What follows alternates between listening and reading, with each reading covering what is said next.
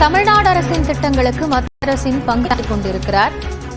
மத்திய மகளிர் குழந்தைகள் நலத்துறை அமைச்சர் அன்னபூர்ணா தேவிக்கு முதலமைச்சர் மு க ஸ்டாலின் எழுதியிருக்கக்கூடிய கடிதத்தில் காயத்ரி, தமிழ்நாடு முதலமைச்சர் மு க ஸ்டாலின் மத்திய மகளிர் மற்றும் குழந்தைகள் மேம்பாட்டுக்கு கடிதம் செயல்படுத்திட மத்திய அரசினுடைய பங்கு தொகையை குறிப்பிட்ட காலத்திற்குள் விடுவித்திட வலியுறுத்தி இந்த கடிதத்தில் அவர் குறிப்பிட்டிருக்கிறார். மிக முக்கியமாக மிஷன் சங்ஷம் அங்கன்வாடி, அதாவது திறன்மிகு குழந்தைகள் மையம், அதே போல மகளிர் சக்தி இயக்கம் மற்றும் குழந்தைகள் பாதுகாப்பு சேவைகள் திட்டம் போன்ற மத்திய அரசின் நிதியுதவி திட்டங்களுக்கு 2025 நிலவரப்படி 716 கோடி செலவழிக்கப்படாமல் உள்ளது என தெரிவித்துள்ளதை சுட்டிக்காட்டி முதலமைச்சர் மு க ஸ்டாலின் தமிழ்நாட்டில் அனைத்து நலத்திட்டங்களும் சிறப்பாக செயல்படுத்தப்பட்டு வருவதுடன் மத்திய அரசு நிதியுதவி வழங்கும் திட்டங்களுக்கு மாநில அரசின் பங்களிப்பு குறிப்பிட்ட காலக்கெடுவுக்குள் முறையாக வழங்கப்பட்டு வருவதாகவும் தெரிவித்திருக்கிறார்.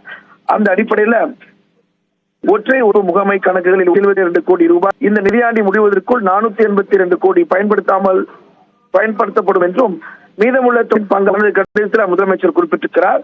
எனவே அந்த அடிப்படையில் பிரதம மந்திரி மருத்துவ வந்தனா யோஜனா எனும் திட்டத்திற்கு ஒதுக்கப்பட்டுள்ள 304 கோடியால் பயனாளிகளின் வங்கி கணக்குகளில் உரிய காலத்திற்குள் வரவு வைக்க இயலாமல் உள்ளதையும் முதலமைச்சர் மு க ஸ்டாலின் இதுல சுட்டிக்காட்டினார். அந்த அடிப்படையில் அல்லது அடுத்த நிதியாண்டில் முதல் காலாண்டிலோ மட்டுமே வழங்கப்படுவதாகவும் தெரிவித்திருக்கூடிய முதலமைச்சர் மு க ஸ்டாலின். நன்றி அவினேஷ், விவரங்களுக்காக.